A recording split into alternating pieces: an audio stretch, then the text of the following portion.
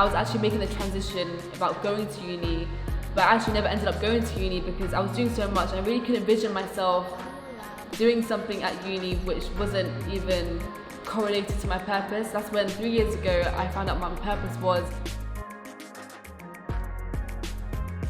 Hey guys, my name's Sana. I'm 19 years of age and I'm from South London. As you guys know that I've been DJing, I think I started in like 2017. I have a great passion for music, man. Not even just DJing, but producing, and I feel like I've had a strong ear for music from time back. But comes to the realization that I've actually never labelled myself as a DJ, and the reason being is because once you label yourself as something, people only see you as that one thing and nothing beyond that. And I feel like as a creative, they're very underlooked in terms of what they do. Not just but what they're actually doing, but beyond that in terms of business-wise and the versatility behind the actual passion. So with DJing, it was that I never felt the need to label myself because I felt there's so much more beyond a creative what they can actually do. How does it feel to be a DJ? It's so fun. I love DJing, being behind the decks, the ability to control the crowd, control the mood of the crowd, and seeing people's reactions to when you're mixing is the best feeling ever, and it's so satisfying as well. I started off producing and then it kind of stemmed into DJing, so I've always had an ear for music. And it's just the fact that people depend on you when they're going on a night out, and they depend on the DJ, they depend on the music, and it's the fact that you're the person that has to make it like a lit motive, and the fact that people are dependent on you. I love that responsibility. It sounds weird, but I actually like that responsibility in a sense. But yeah, I got into DJing in 2017 where my close friend took me to a studio, and I saw the decks for the first time. And it just looked so sick. Like the decks itself just looked so cool. And then I saw it, but I was kind of intimidated because there were people in the room, and I had no idea how to DJ. All I know is how to scratch a bit, not scratch, but just shake the wheel up a bit. And then and then my friend literally forced me on the decks, and I was like, cool, let me try something. I remember my first mix was 50 Cent and Dr. Dre, and it actually mixed really well, funny enough, for my first time. But yeah, and then once I'd done that, it's just the sound, the satisfaction you get when you mix songs perfectly together. It sounds so sick. And because I was producing beforehand, I was like, yeah, let's take this further. Yeah, so before DJing, I was actually working in a retail job in Oxford Street, actually, the shoes store, selling shoes to people, and I was also in education. So I think I was in sixth form at the time, full time, working on my A-levels. And then whilst doing that's when I actually pursued DJing, whilst doing all three of those. And then I realised at the time there was not enough time for me to actually study and focus on my own goals. Yeah, DJing was fun, but the honest truth is that it didn't create the income that I wanted to create.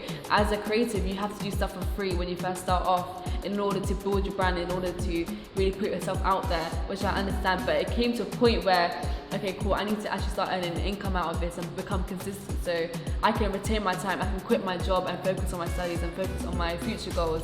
So that's actually when I had to actually go into a full-time job, because I had to actually pick up responsibilities at home. And that was a big turnover in my life because I was doing so many things at once, DJing and then working full-time and then studies as well. And that's when 3 years ago I found out my purpose was to actually impact people and bring something out on people that they're not aware of, so actually unleashing the unknown. After I considered my purpose, I realized DJing was not enough, working full-time was not enough, because one, working full-time did not correlate with my purpose at all. It was just another source of income I needed to pick up responsibilities and handle them. And DJing was amazing, and it still is amazing, but it's the fact that I have to be present, and therefore I have bigger goals in DJing and I need to focus on them as well. So I had to pick up skill sets such as trading, where not only I can retain my time, but also pass down or create generational wealth. You see, nothing was passed down to me. My parents didn't pass down any inheritance or any money or any businesses down, and that's where I had to create that for myself. And that's why I think it's so powerful being an entrepreneur now, and gaining that mindset has allowed me to open up a lot of more doors for myself, not only for me but for other people.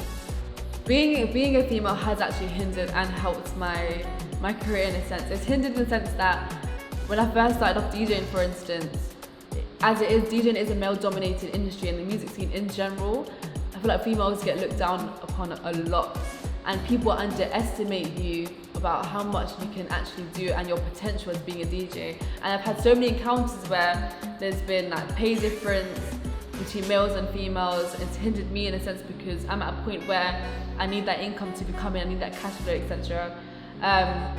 And also in the sense that people just look down on you in general. Oh, she's a female, she's not as good as this person, da, da, da, da, da. And I feel like that also not only hinders you in terms of your mindset, but also just makes you feel really shit about yourself, because then you start to question, okay, am I that good? Is this person better than me? And you start comparing yourself to other people. But that in a sense has helped me, because I wouldn't be the person I am today if it wasn't for that. Because that not only has that made me grow into the person I am today, but also it has made my mindset a lot stronger, because now through that process you begin to realize your worth as a creative, and you really begin to feel stronger within yourself and in your body and your craft and what you do. So it has hindered and helped me both ways, but I'm thankful for it. It's crazy to think that throughout the whole journey I started off doing like little house parties where not many people even turned up, or sometimes they even got locked up, Airbnb. Well, yeah. And then and now we're actually out here in Dallas and I'm DJing tonight even, and it's just thankful for the whole journey. And you know, really embrace the struggles, man. Your struggles are your success and your story is your success. So anything that happens in your life, any barriers that you're going through, take it, embrace it, because at the end of the day you have a mission, you're going to complete that mission, you have your purpose, you're going to fulfill that purpose no matter what.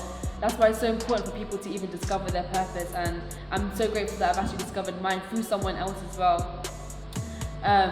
In 5 years time, I'd say I see myself as freedom in the sense that I'm in a position where not only am I financially stable, I have time freedom. I have the ability to do what I want, when I want, however I want, with no one else's permission. I remember I read a biography of Albert Einstein, and one thing he said was, the definition of genius is taking something complex and making it simple.